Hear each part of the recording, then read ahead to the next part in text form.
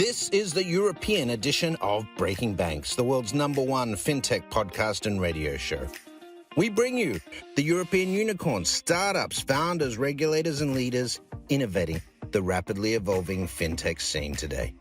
A truly localized podcast with both English and local language content, with some of the world's most well-known hosts and influencers in the fintech sector globally. Join us every week as we explore what makes the European Union a phenomenal proving ground for many of the fastest growing fintech plays in the world today. Okay, let's roll. Hello and good afternoon here in London. We are here for the WebSummit Takeover, Meet the Cryptopreneurs with the founder of n.exchange, Mr. Oleg Belousov. Hi, Oleg. Good to see you. Hi, Ajit. Likewise. Great. So, well, first of all, thank you for joining us today. And how was WebSummit for you? Well, frankly, it was overwhelming. So many people. It's quite unbelievable that in times of a global pandemic, they could still make it happen. So big kudos to them. Right. And to all the people that made it, obviously. Right. So I was talking to one of the other crypto founders, and I said, "Hey, how was Web Summit?" And he said it was Web 2 Summit, not Web 3 Summit. So, what did you find particularly interesting or useful about Web Summit, and especially from a crypto entrepreneur's perspective? Right. So, look, first and foremost, I try to look on the half full cup, right? Or in that case, the two full thirds. And in that sense, I do agree that it wasn't a crypto-specific event, and the crypto focus was pretty low, right? In the opening remarks, Patty said that they have over 300 crypto startups, and crypto and is their main focus for 2021. But to be honest, I haven't experienced this event as a crypto event. It's more of a traditional for us, really. We have attended this event for the 5th year in a row, and even when it was virtual last year, we still haven't skipped. So it's nice to be there. It's nice to see the people. It's nice to see what's going on. But I wouldn't say that it's as beneficial as an industry-specific event. Right. So what do you do? First of all, what is n.exchange, and tell us more about what you're working on. Right. So n.exchange works across two verticals, right? First and foremost, it provides a bridge for people that never heard about crypto to easily purchase and acquire their first Bitcoin using Visa, MasterCard, alternative payment methods, and SEPA banking, right? And currently, we do not do custody, but we have recently launched a partnership with Fireblocks, and it would allow us to provide custodial services to newcomers, which is actually a big point of friction in our product currently, that people have to own their own wallet and have their public key saved so they can withdraw funds. But this recent development would allow us to launch custody in a way that would not compromise our principles. And the second vertical that we are working in is the OTC vertical. So that's actually been much earlier than we have had our first fiat on-ramp implemented in late 2016. We had one of the first crypto OTC trading APIs and custodial instant crypto trading OTC APIs. And nowadays we provide our services to leading industry wallets and service providers such as PumaPay, Doc Wallet, Exodus, and so on and so forth. And always, obviously, open for new partnerships, right? And getting to know new companies. So if anyone has a wallet and in need of liquidity, my mailbox is always open. A wallet or a service, yeah. So you're essentially building an exchange for both retail and institutional users with a variety of capabilities. So, and is that European focused, or are you looking at which geographies are you looking at? Well, obviously, as you know, in the sense of regulation and scrutiny, the industry is getting tougher and tougher. So we are not in any OFAC sanctioned jurisdictions. Obviously, anywhere that it's illegal for us, we're not there. Yeah. And our infrastructure is mostly European in the sense of fiat. You're right. And in the sense of working in both verticals, it just happened, right? So actually, n.exchange is very unique in that sense because most companies out there, most contenders, they're either in crypto to crypto, either in fiat, right? And then the other part they do via partnerships, and we do the same, everything in house, right? So it creates twice the business opportunity, and we kind of can benefit from both worlds. Whenever the alt season is out, we have lots of crypto to crypto volume, and whenever Bitcoin and Ethereum are enjoying a momentum, we get to onboard a bunch of new users that are first-time buyers. But it also presents some challenges, right? So with a skeleton team of less than 20 people, you have to maintain a wide spectrum of products. And yeah, if I can give a tip to like a first-time founder, it's focused on your niche, right? Don't pivot and don't roll out a wide range of services. Just do one service and do it well. Right, and you're based in Lisbon. So what took you to Lisbon? Right. Well, you see, I've been traveling a lot. So originally, I'm from Israel, and I was born in Uzbekistan, but I lived in Israel for most of my life, to be accurate, from the age of 5. And originally, I relocated to Berlin, and I worked there 2 years as a senior software engineer in Rocket Internet. That was in 2013, I believe, beginning of 14. And then I just went to Lithuania for 5 years, where we had an office. And I think the business climate, specifically for crypto, is very good in Portugal. It's an open-minded country, and business climate, as well as the actual weather climate, is very comfortable, right? So people actually don't give enough. I think it's a fair combination of the two, because people don't give enough credit to the sun. But I think it's very important. Working from London and Berlin is great. They have great coffee, and they have great ecosystems. But eventually, I think to be productive and happy as a person, it's much better to have 250 sunny days a year or 300 than 90, right? And you really get to enjoy stuff. So we really, albeit we work very hard, and anywhere we do business, we try to allow people to maintain work-life balance. So that includes like paternity leaves and regulated working hours and paid leave for freelancers, like yearly vacation budgets and whatnot.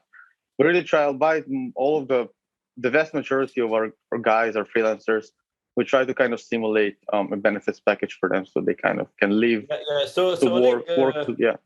Yeah, that's very interesting, right? So now, so Lisbon had a lot of conferences this time. There was Cosmos, Ethereum, Ethereum 1, Ethereum 2, Solana. There were so many crypto people from all over the world that were just descending on Lisbon, and of course Lisbon, and of course WebSummit. So what do you think is bringing crypto people in general, not just you, but a lot of people to Lisbon? What's so exciting? What's new, unique, differentiated about Lisbon? Look, as a conference venue, right? WebSummit also first tried in Ireland, and then the internet infrastructure wasn't good enough for them. So, look, Lisbon is not perfect, but no place on earth is, right? But they have decent internet infrastructure, decent public transportation. Albeit in WebSummit this year, the metro was on strike, so it was literally impossible to get a cab. It has, very good political atmosphere in the sense of safety, and it had literally zero terror, even in the last, few years, where Western Europe suffered from several terrorist attacks. Great open atmosphere towards crypto, right? So the regulator says, I don't forbid crypto, in my eyes, Bitcoin is a currency, so I give it the same tax benefits as a currency, right? So if you trade Bitcoin, you get to enjoy the same tax benefits as if you trade regular currency, as euro or dollar. And then there is also, as I said, the weather and the physical geographical location, kind of between Western Europe in the States. So it's 6 hours to New York, right? And if you're coming from Eastern or Northern Europe, it's still like 5 hours, including a connection. So I think it's just a very, very good place to hold events and do business in general. And also very convenient. You think it's an event venue and not necessarily, you don't see a lot of crypto people actually moving to live in Lisbon in the near future? I mean, it's quite difficult to say, right? At the end, I guess people are tied to the places where they live by family and by community ties. And I don't really think that the entire crypto population of the Earth would move to Lisbon. Nice. So yeah, that would not would not probably be possible, right? I think overall it's a very nice, whether you're in crypto or not, I could testify that it's a very nice place to live. Again, any place has its pros and cons, but I believe that me as a person, I prefer to live in a place that, compared to Western Europe, is still developing, and perhaps has a slightly lower social economical level, but has great food and great open people and great weather, and in generally enjoyable to stay indoors. And yeah, please. Yeah. So who did you meet at WebSummit, rather, right? What did you find useful and interesting? What were the big themes this time? Right. So we actually met we were focusing on the crypto firms, right? We met a bunch of crypto firms. So Bitwala, and we met one of the guys at Ledger. Then we met a few, kind of like underdog wallets, like I wouldn't say underdog, but kind of like growth stage wallets like QPay and stuff like that. And I think that what we learned is the vast majority of them nowadays is concerned about two main factors, right? If previously you could talk to them about technology and solutions. We also met Celsius, by the way, great company, truly. I think nowadays everyone wants to do business around growth and marketing. So in the sense that if previously I would be able to tell a person, hey, do you need an on-ramp? Okay, let's work. Nowadays, they would be more like, hey, okay, we'll pay you the money. You acquire the customers, but then you kind of upsell them into our platform since you don't provide the custody yourself. And I think it's a good opportunity. I think nowadays people are trying to kind of consolidate their position, especially with Visa, MasterCard. MasterCard is coming to the sphere, and people are trying to consolidate their position and kind of prove that they are capable of the growth that is required by them, by their stakeholders and their investors. And I think that though perhaps they're looking at it a bit wrong, right? Because despite disruptive and total hockey stick growth, still we're seeing less than 1% of the overall global population using Bitcoin, right? So I think that the right way is not to kind of fight over the crypto users, rather find new ways of enabling complete newcomers to enter this world easily and without friction, in the same way, in the same experience that they know from the challenger banks and payment apps like Venmo and PayPal and whatnot. And even then you could focus probably on developing territories such as LATAM and Africa, where people are perhaps more remote from using Bitcoin. Because in the States, according to a recent survey, only 10% of the people have never heard of Bitcoin, right? And one of every 8, I think, is exposed to Bitcoin in a certain way, right? Via either his investment portfolio, ETFs, pension fund, and whatnot. So those numbers are amazing, right? So I would say that what I learned is that West is quite a consolidating market, and perhaps it's time to start exploring new territories and new strategies into kind of not banking the unbanked, but Bitcoining the unbitcoined, right?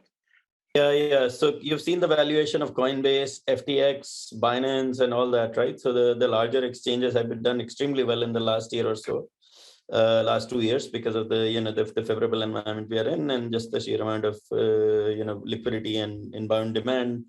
Lots of new people have come to hold crypto in countries like India, Philippines, you name it, all over the world, US as well. So where have you seen growth, and how are you plan competing in this in this space right now? So for us, we actually our main focus right now is B2B2C.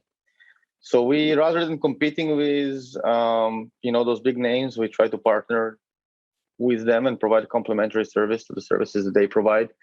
I don't think that initially when I founded the company, I chose the beachhead of instant exchanges, just because even in 2016, when n.exchange was just an idea, the market was already too consolidated, and competing with large market makers and exchanges such as Kraken and Bitfinex and Binance was not there yet, but similar exchanges wasn't a good idea. So our main strategy remains B2B2C, right? We find a place where where they could use some OTC liquidity for some pairs that are underserved, or on-ramping and off-ramping services in markets where they're having difficulties to onboard or onboard clients, or provide off-ramping services for those clients. Because in the sense of CAC versus CLV, I truly do not believe that we could, completely honestly with you, I do not believe that we could compete, strictly because every time that we onboard a client, not providing any custody and not providing like upsales or kind of post-settlement services like trading, in-wallet trading and stuff like that, we probably would, spend anywhere up to $250 for acquiring a client, but his CLV would not be as high, right? So our options are either partnering with companies and kind of helping them with their marketing by onboarding a client and then telling him, hey, you bought, let's say, $2,000 of Bitcoin. Instead of just holding it on a simple wallet, you could stake it and get 2% or 3% yearly, if you like, of course, and then kind of make some kind of a deal with the providers that give this kind of service, or provide in-wallet frictionless on-ramp and off-ramp and liquidity services. And then kind of the success of our partners is also our success, and we don't need to tackle this consumer, C2C consumer acquisition problem ourselves, because it does become increasingly difficult and expensive, as in any consolidating market. But yeah, it's if you can't beat them, join them, right? So that's kind of what we did.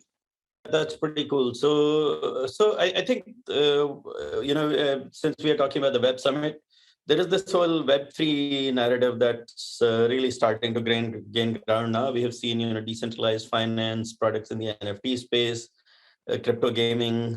There's this whole metaverse discussion with Mark Zuckerberg really getting everyone excited as well. So it's no longer just about buying and selling crypto, which is obviously quite a valuable business. So I mean, how do you see this going forward in terms of where are the opportunities for entrepreneurs in Europe to innovate and build great things around this whole Web3 idea of a more decentralized internet? Right. So my opinion might be unpopular, and I think that everyone is looking for the breaking growth and the real world application, right? There's lots of buzz about it and lots of discussion, like about explosive growth, about real world applications and yada yada. But knowing this market, I think that it must consolidate before having disruptive growth. And the reason is that, in my humble opinion, except staking, which is great. But as a Bitcoin maximalist, I believe that, the power of the Bitcoin really that it doesn't stake and doesn't inflate and has a capped supply. And that's also another, even an advantage it has over Ethereum, which, if you think about it, in my opinion, the supply shortage is caused by gas burn, by minting tokens, doing DEX exchanges, and doing simple token transfers. So the moment they solve these inefficiencies and they move to staking or Ethereum too, the supply shortage is essentially solved, and there's no way that it can enjoy the parabolic price action that Bitcoin has, and that's forecasted by models like stock to flow and etc. But my point is not so much about the price action, is about the fact that, in my humble opinion, the metaverse as cool and as much the future as it can be, having numbers that are more tens of or dozens of times more than the GDP per capita of people in developed countries, locked inside of gifts on the internet that are represented by a token, which is non-fungible and unique, and you can prove your ownership. So I think the technology is really great, right? But we still have to work a little bit on the use case, because a lot of money is a relative term, yeah. And for a person that perhaps purchased Ethereum for $3,000 and $4,000 or $4 each, and sat on it, 200 Ethereum is essentially nothing. It's just play money if he was patient enough. But actually, looking on numbers from 2016, when the average holding of Bitcoin per person was several Bitcoins, it went down to 2020 to less than a Bitcoin a person. So people are not that patient after all. But my point is being that, no offense to all the people that make money on NFTs, and all the respect to you, I kind of keep my feet out of it for now, because when people told me Bitcoin has no underlying value and it's a bubble and yada yada, I could argue, because the value is obviously the store of value, and the easy remittance and all the revolution that it brings with complete and radical accountability and transparency. But when somebody tells me that the GIF on the internet, as unique as it may be and unreplicatable, is not worth $500,000, I really can't argue, right? So I really think NFTs could have great use cases and in real estate rights, perhaps in intellectual property and whatnot, perhaps art, right, representing the rights of a certain art piece. But personally, the way it's used right now, I can't see that. I can't see it's growing and scaling. And then the other part, which is staking, is basically just making money out of, well, it does have a use case on some networks where your stake is used as a proof of stake to validate transactions. But other than that, or in case of lending, right, as an interest. But other than that, it just does the same thing that the banking industry does. And I think Bitcoin comes to disrupt. That's a very useful and interesting perspective indeed. So I mean, from our perspective, we are obviously looking at just the beginning of a whole other set of interesting applications. But I think the core of the industry is still liquidity, and that's where you're doing a huge amount of work. Just one last question. So we are primarily a fintech show. And we, over the last year or so, we have seen fintech and crypto kind of start to merge, right? So we've heard talks of Revolut potentially issuing a token, potentially, and PayPal and other fintechs starting to offer crypto services, Square, you name it, right? So how do you see yourself going forward? I mean, do you see yourself operating more in the fiat space and sort of turning into a combined fintech, or are you going to focus squarely on crypto and let someone else deal with the fiat fintech part of the Right. question. That's an excellent question. So I guess what you're asking also is what are you going to do about the competition? So I can tell you that we're not very worried because PayPal and Revolut doesn't let you withdraw and deposit anything yet. They're just giving you exposure, underlying exposure to the instrument. And I think that the same goes for MasterCard. Like a big company has obviously all the resources that the small startup doesn't have, but it doesn't have the agility and the ability to move fast, right? So I think that the big opportunity in our eyes lays still, despite the fact that currently it's tricky, and our product market fit comes mainly from crypto to crypto OTC. But I think that definitely the huge opportunity, the opportunity to become a multi-billion-dollar company, and potentially more than that, is by bridging the two worlds, right? Providing a way that an average person could, in a way that is frictionless, easy, and safe, own cryptocurrency and kind of become a user. So the way we achieve that, we still need to kind of work on that. But I believe that as a startup, we have a better chance, and especially the startup that did that already in a different sphere for several years. We have a greater chance of achieving that than a big player, right? In the scope of the next half of a decade to a decade. So as an answer to your question, I believe that we will keep focusing on the business models that bring us the bread and butter, obviously, and we'll keep improving them and working with our partners to offer more services, both horizontally and vertically. So more pairs, more services, perhaps better and more advanced APIs, right? More funding methods, potentially also different kinds of trading and not only OTC RFQ. But we really believe that the mission and the place where the big prize lies is in enabling the majority of the population, so the 99%, be it in Africa or in Latin or even in Europe, of the people that haven't yet acquired their first Bitcoin. So giving them the tool that would be native to them and would let them do it easily. That's kind of the there is definitely where we're aiming at. Of coming into this Web3 world that I think that's being built, and that definitely starts with the basic crypto assets. Bitcoin, I mean, also let me correct what I said before, right? I'm not against Web3. I think it's great. No, and obviously, Bitcoin is not everything, right? You can do lots of things. You have to start. It's the starting point for most users around the world. Thank you so much, Oleg. I think we are coming to the end of our time. So it's been a real pleasure to host you, and really good to hear your thoughts about WebSummit and your experience in Europe and what you're building. On behalf of our users, thank you so much, and we hope to see you again. All right, Ajit, thank you. Have a great week ahead. Thank you so much. Goodbye. Cheers. Bye. Thanks for listening to Breaking Banks Europe, a Provoke Media podcast in cooperation with FinTech Stage. Don't forget to tweet us out, shout out, or post to the team at Breaking Banks EU on Twitter. If there's something or someone you'd like to hear on our cast, let us know. See you next week on Breaking Banks Europe.